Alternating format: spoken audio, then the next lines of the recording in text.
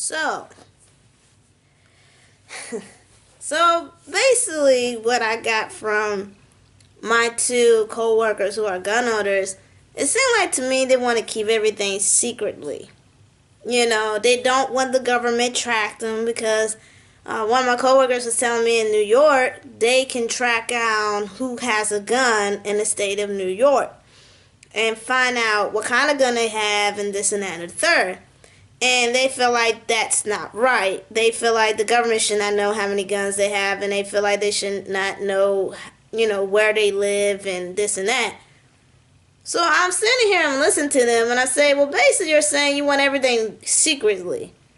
But think about how many lives can be saved. Think about that's pretty smart because let's just say if all 50 states had this kind of system, say like Joey wants to go do a murder spree somewhere at a school. Well, they know Joey has a gun.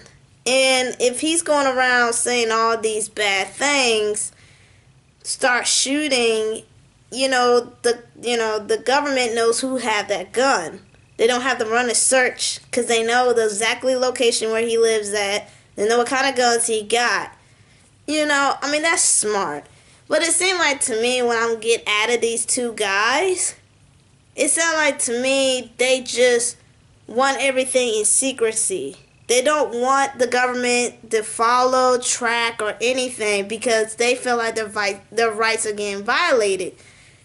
In a sense, it is, but in another sense, it's keeping me protected. It's keeping a lot of people out here in public protected. So why is that an issue? But that's what I'm getting at, that they want it secretly.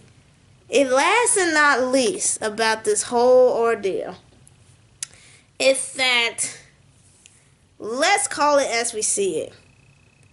And not all white men out here are evil. Not all white men are racist. Let's just get that out of the way. However, majority of this country with all these killings are based on white men. And it's funny the news media want to call it mental illness. Let's call it as it is. It's terrorism. These are terrorism people. And it's so sad because, when they say terrorism, it's got to be a Muslim person.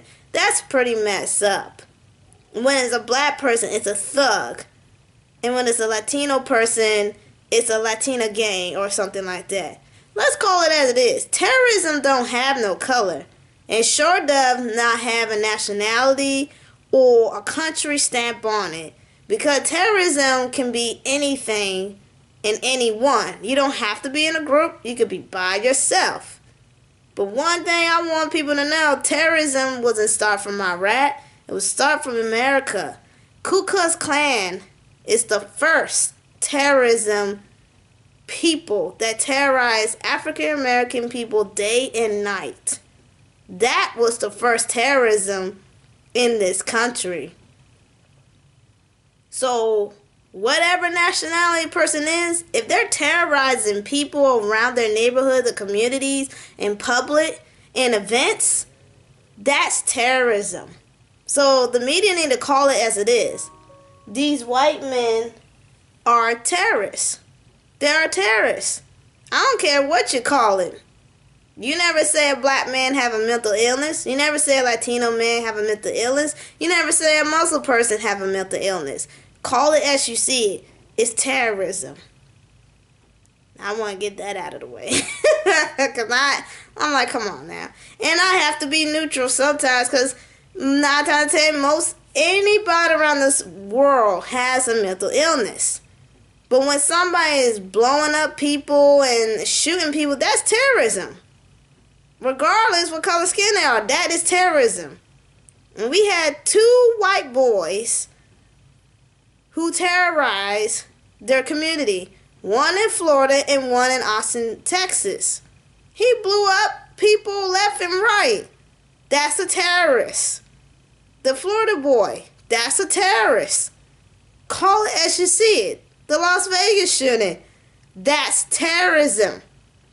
Call it as you see it. It's terrorist. Just saying, stop giving these people white privilege Call it as you see it. It's terrorism. I'm Jazz Fuzz. If you don't like my opinion, that's fine. Put a comment. Put a thumbs up, thumbs down. Doesn't matter. Because I like to debate. Let's get debating.